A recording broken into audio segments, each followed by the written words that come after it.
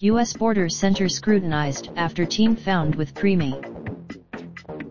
A U.S. Border Patrol facility in Texas came under new scrutiny Saturday after a teenage mother was found there with a premature baby.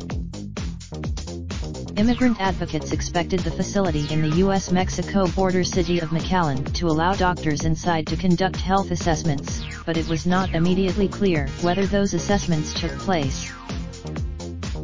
The 17-year-old mother was from Guatemala and had an emergency cesarean section in Mexico in early May before crossing the border with the baby in June, said Hope Fry, a volunteer with an immigrant advocacy group. The mother was in a wheelchair in extreme pain when legal advocates found her this week with the tiny baby. The advocates believe the number of arriving migrants that Border Patrol agents are dealing with is overwhelming, and they need more funding, according to officials with the administration of President Donald Trump. The teenage mother is one of more than 56,000 children apprehended at the border since October without their parents, a group the government calls unaccompanied. The children are processed by Customs and Border Protection officials and then transferred to the custody of a separate federal agency, the Health and Human Services Department.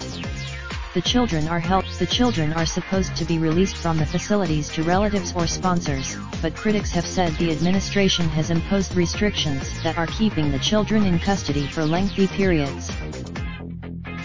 In some cases, teenagers arrive in the U.S. pregnant or with newborn babies, creating medical issues as they are detained.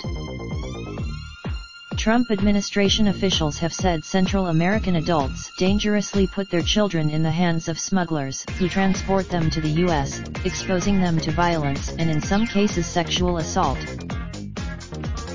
Former Department of Homeland Security Secretary Kirstjen Nielsen told lawmakers last year that girls over the age of 10 are given pregnancy tests after they arrive in the U.S.